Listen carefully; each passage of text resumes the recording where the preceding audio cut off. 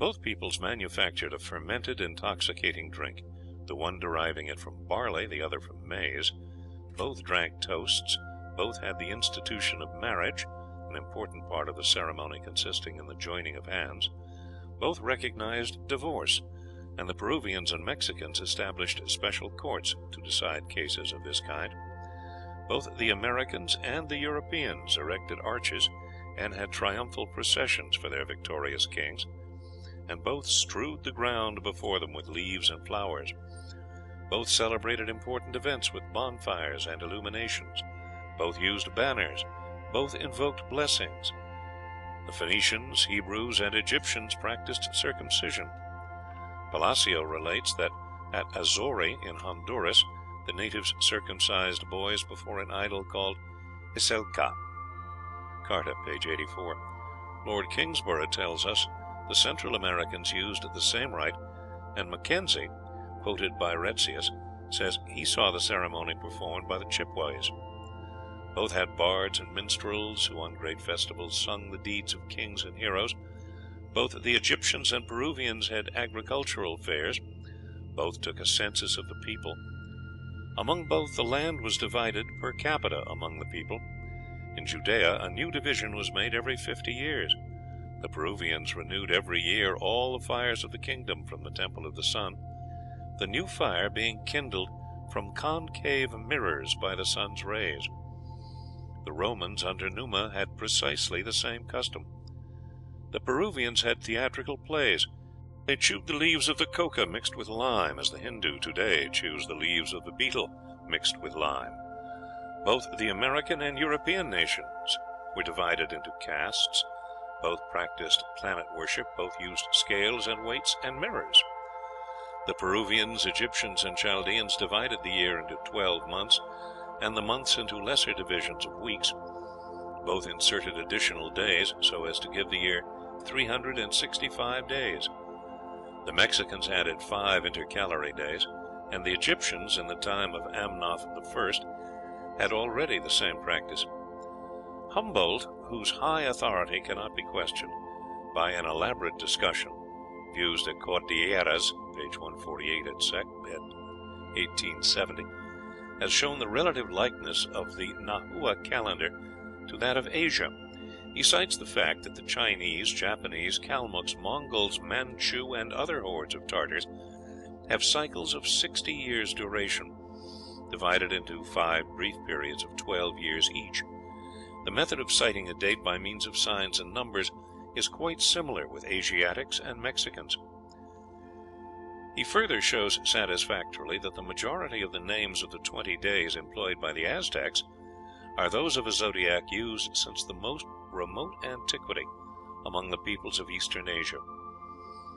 Cabrera thinks he finds analogies between the Mexican and Egyptian calendars, adopting the view of several writers that the Mexican year began on the 26th of February. He finds the date to correspond with the beginning of the Egyptian year. The American nations believed in 4 great primeval ages, as the Hindu does to this day. In the Greeks of Homer, says Volney, I find the customs, discourse, and manners of the Iroquois, Delaware, and Miamis. The tragedies of Sophocles and Euripides paint to me almost literally the sentiments of the red men respecting necessity, fatality, the miseries of human life, and the rigor of blind destiny. Volney's view of the United States. The Mexicans represent an eclipse of the moon as the moon being devoured by a dragon, and the Hindus have precisely the same figure. And both nations continued to use this expression long after they had discovered the real meaning of an eclipse. The Tartars believe that if they cut with an axe near a fire, or stick a knife into a burning stick, or touch the fire with a knife, they will cut the top off the fire. The Sioux Indians will not stick an awl or a needle into a stick of wood on the fire, or chop on it with an axe or a knife. Cremation was extensively practiced in the New World. The dead were burnt and their ashes collected and placed in vases and urns, as in Europe. Wooden statues of the dead were made. There is a very curious and apparently inexplicable custom called the couvade, which extends from China to the Mississippi Valley. It demands that when a child is born, the father must take to his bed, while the mother attends to all the duties of the household. Marco Polo found the custom among the Chinese in the 13th century. The widow tells Hudibras, Chineses thus are said to lie in their ladies' stead. The practice remarked by Marco Polo continues to this day among the hill tribes of China. The father of a newborn child, as soon as the mother has become strong enough to leave her couch, gets into bed himself, and there receives the congratulations of his acquaintances. Max Muller's Chips from a German Workshop, Volume 2, page 272. Strabo, Volume 3, page 4 and 17, mentions that among the Iberians of the north of Spain, the women after the birth of a child tend their husbands, putting them to bed instead of going themselves. The same custom existed among the Basques only a few years ago. In Biscay, says M. F. Michel, the women rise immediately after childbirth and attend to the duties of the household, while the husband goes to bed, taking the baby with him, and thus receives the neighbors' compliments. The same custom was found in France, and is said to exist to this day in some cantons of Berne. Diodorus Siculus tells us that among the Corsicans the wife was neglected, and the husband put to bed and treated as the patient. Apollonius Rhodius says that among the Tibereni, at the south of the Black Sea, when a child was born, the father lay groaning with his head tied up, while the mother tended him with food and prepared his baths. The same absurd custom extends throughout the tribes of North and South America. Among the Caribs in the West Indies, and the Caribs, Brasseur de Bourbourg says, were the same as the ancient Carians of the Mediterranean Sea, the man takes to his bed as soon as a child is born and kills no animals. And herein we find an explanation of a custom otherwise inexplicable. Among the American Indians, it's believed that if the father kills an animal during the infancy of the child, the spirit of the animal will revenge itself by inflicting some disease upon the helpless little one. For 6 months after, the Carib father must not eat birds or fish, for whatever animals he eats will impress their likeness on the child, or produce disease by entering its body. Dorman, Primitive Superstitions, page 58. Among the Abipones, the husband goes to bed, fasts a number of days, and you would think, says Dobritzboffer, that it was he that had had the child. The Brazilian father takes to his hammock during and after the birth of the child, and for 15 days eats no meat and hunts no game. Among the Eskimos, the husbands forbear hunting during the lying in of their wives, and for some time thereafter. Here, then, we have a very extraordinary and unnatural custom existing to this day on both sides of the Atlantic, reaching back to a vast antiquity, and finding its explanation only in the superstition of the American races. A practice so absurd would scarcely have originated separately in the two continents. Its existence is a very strong proof of unity of origin of the races on the opposite sides of the Atlantic. And the fact that the custom and the reason for it are both found in America, while the custom remains in Europe without the reason, would imply that the American population was the older of the two. The Indian practice of depositing weapons and food with the dead was universal in ancient Europe, and in German villages nowadays a needle and thread is placed in the coffin for the dead to mend their torn clothes with, while all over Europe the dead man has a piece of money put in his hand to pay his way with. Anthropology, page 347.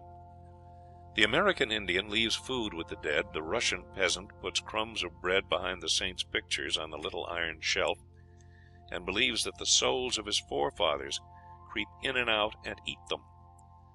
At the cemetery of Père Lachaise in Paris, on All Souls' Day, they still put cakes and sweetmeats on the graves, and in Brittany the peasants that night do not forget to make up the fire, and leave the fragments of the supper on the table for the souls of the dead.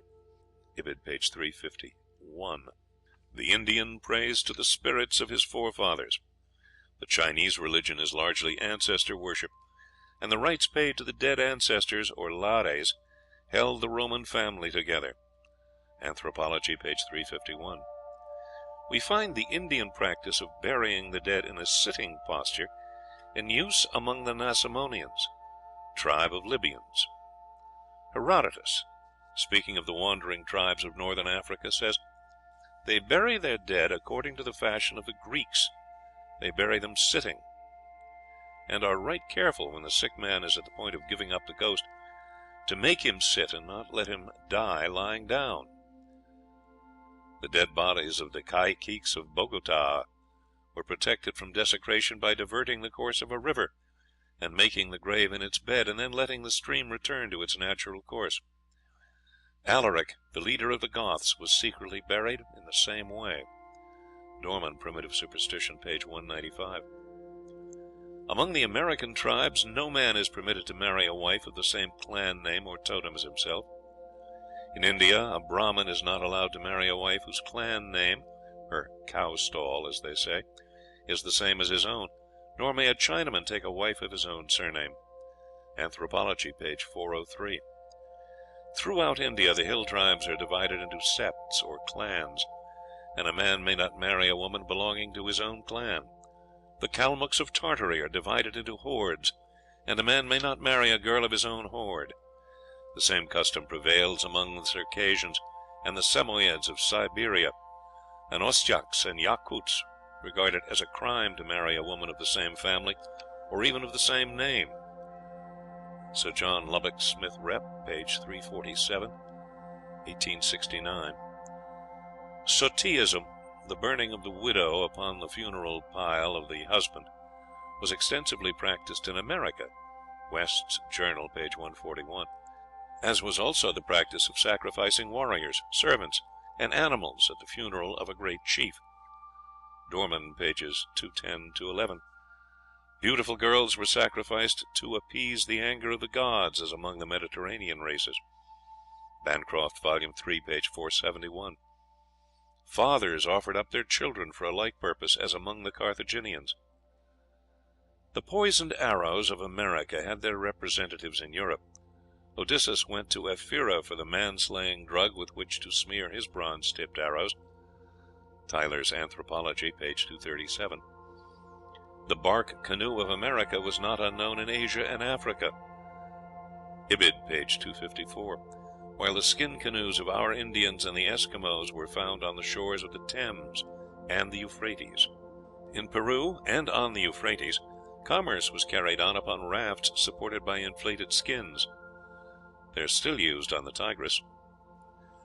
The Indian boils his meat by dropping red-hot stones into a water vessel made of hide, and Linnaeus found the Bothland people brewing beer in this way, and to this day the rude Corinthian boor drinks such stone beer, as it's called. Ibid, page 266. In the buffalo dance of the Mandan Indians, the dancers covered their heads with a mask made of the head and horns of the buffalo. Today, in the temples of India, or among the lamas of Tibet, the priests dance the demons out, or the New Year in, arrayed in animal masks. Ibid, page 297. And the mummers at Yuletide in England are a survival of the same custom. Ibid, page 298. The North American dog and bear dances, wherein the dancers acted the parts of those animals, had their prototype in the Greek dances at the festivals of Dionysia. Ibid, page 298.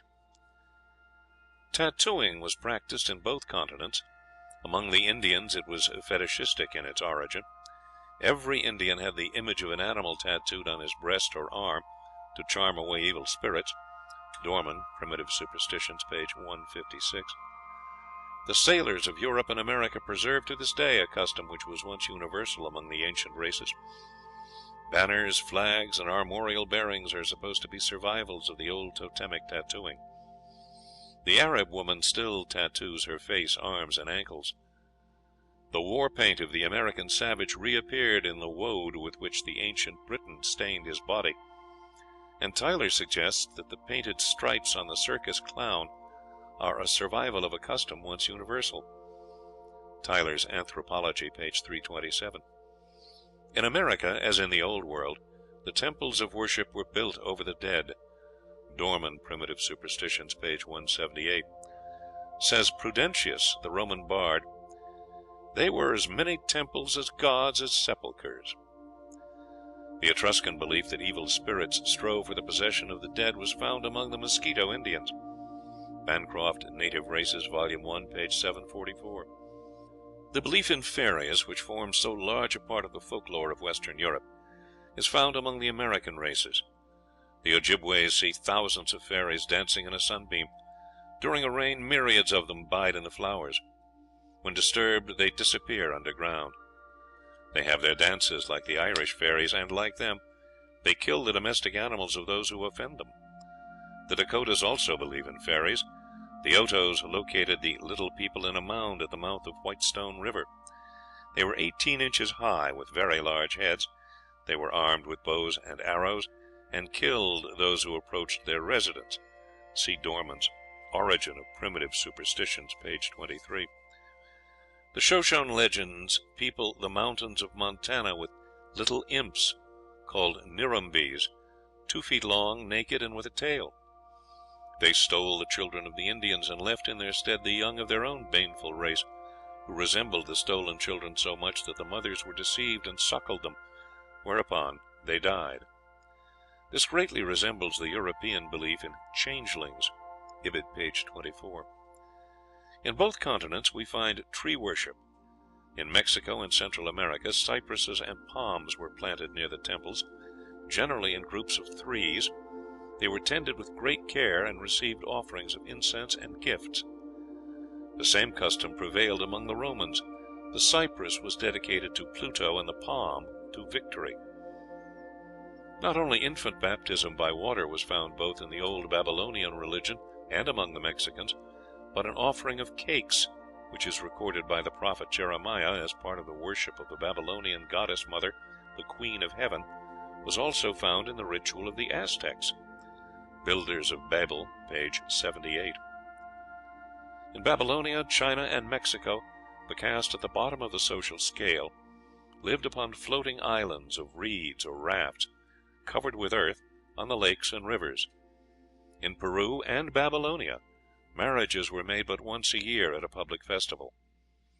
Among the Romans, the Chinese, the Abyssinians, and the Indians of Canada, the singular custom prevails of lifting the bride over the doorstep of her husband's home. Sir John Lubbock, Smith, Rep. 1869, page 352. The bride cake, which so invariably accompanies a wedding among ourselves, and which must always be cut by the bride, may be traced back to the old Roman form of marriage by conferreatio, or eating together.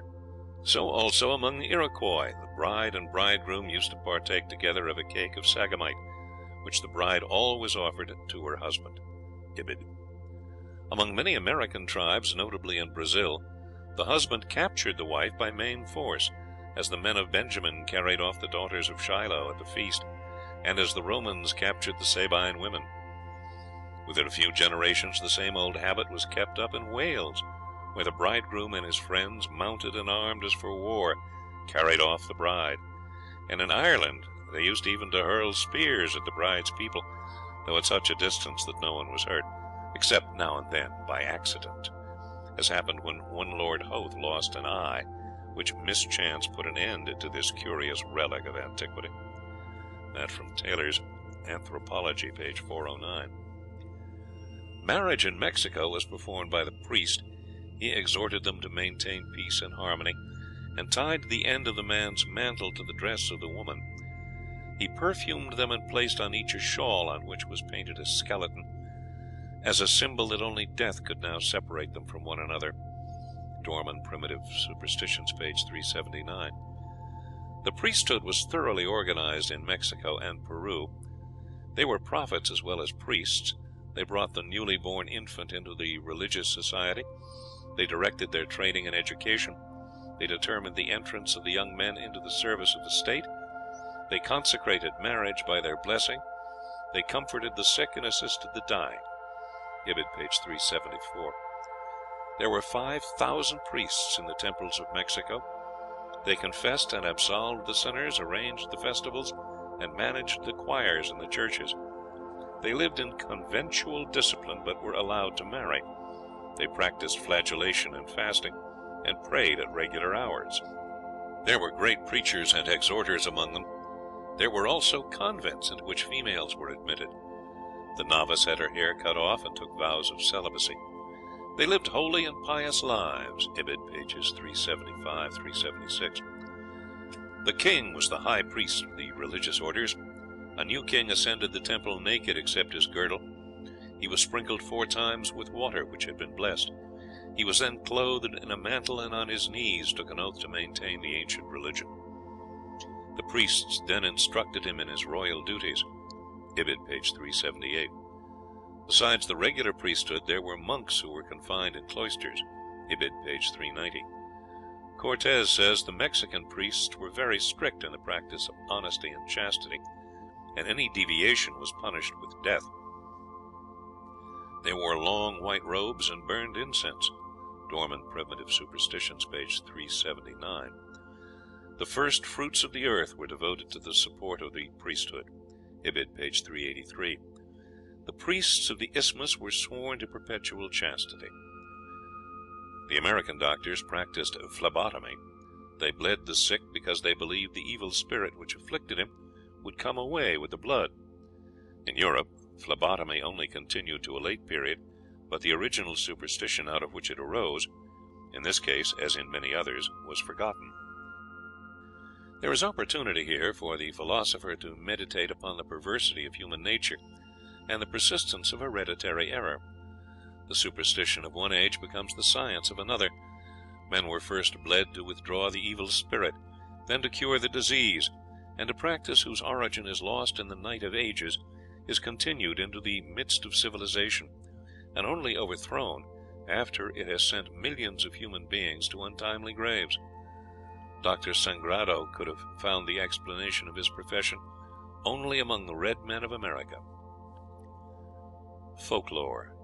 Says Max Muller, not only do we find the same words and the same terminations in Sanskrit and Gothic, not only do we find the same name for Zeus in Sanskrit, Latin, and German, not only is the abstract name for God the same in India, Greece, and Italy, but these very stories, these Märchen, which nurses still tell with almost the same words in the Thuringian forest and in the Norwegian villages, and to which crowds of children listen under the pipal trees of India, these stories too belong to the common heirloom of the Indo-European race, and their origin carries us back to the same distant past, when no Greek has set foot in Europe, no Hindu had bathed in the sacred waters of the Ganges.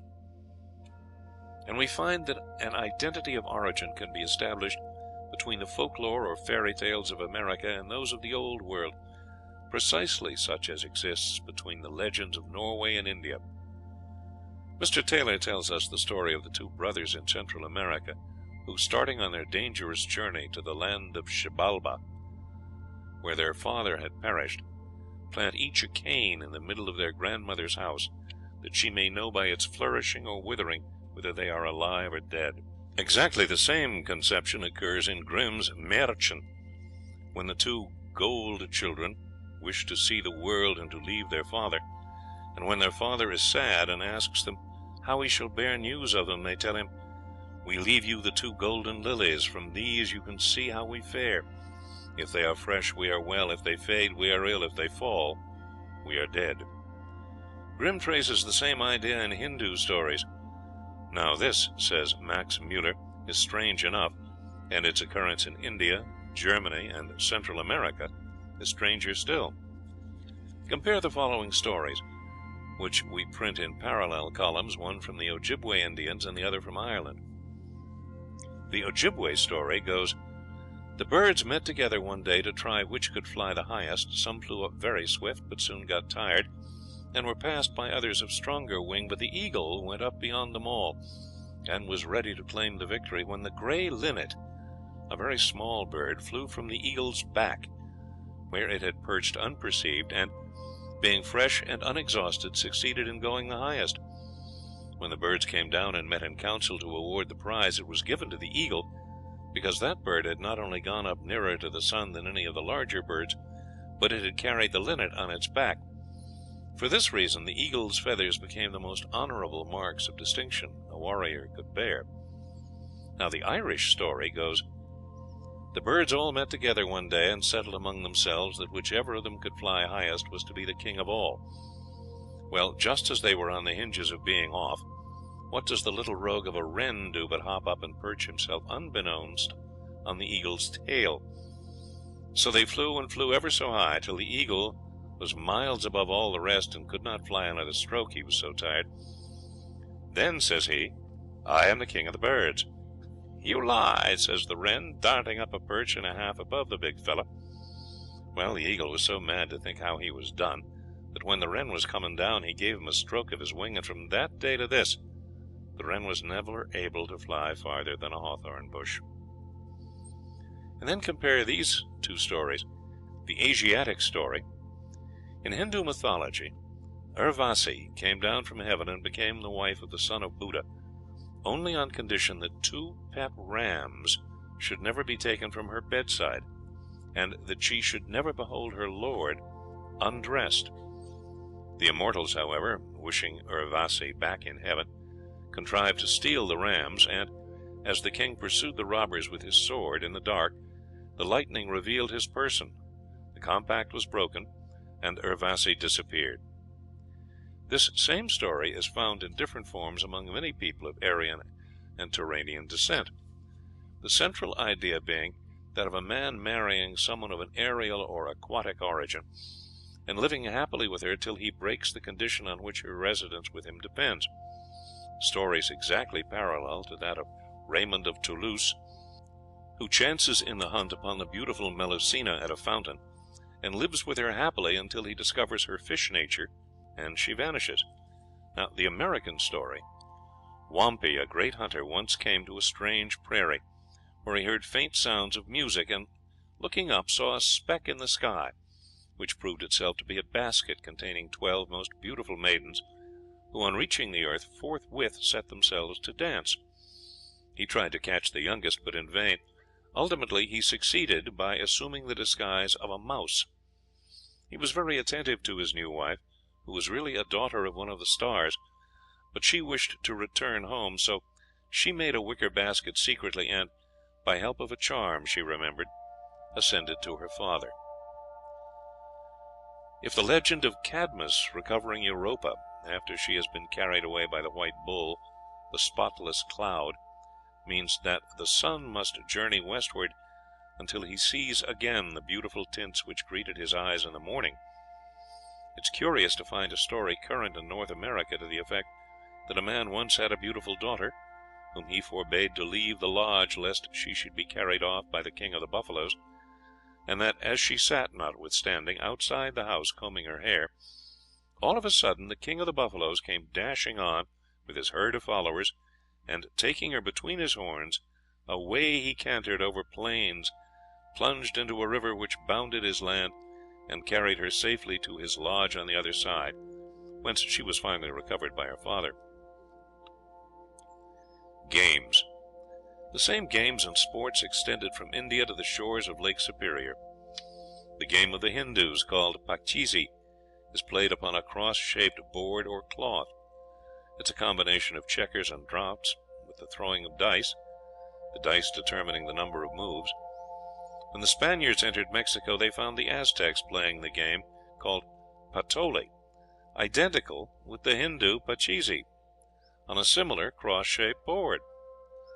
The game of ball, which the Indians of America were in the habit of playing at the time of the discovery of the country from California to the Atlantic, was identical with the European chueca, cross, or hockey.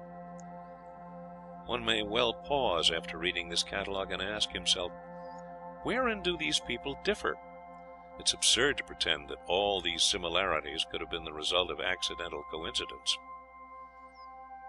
These two peoples, separated by the great ocean, were baptized alike in infancy with blessed water, they prayed alike to the gods, they worshipped together the sun, moon, and stars, they confessed their sins alike, they were instructed alike by an established priesthood, they were married in the same way and by the joining of hands, they armed themselves with the same weapons.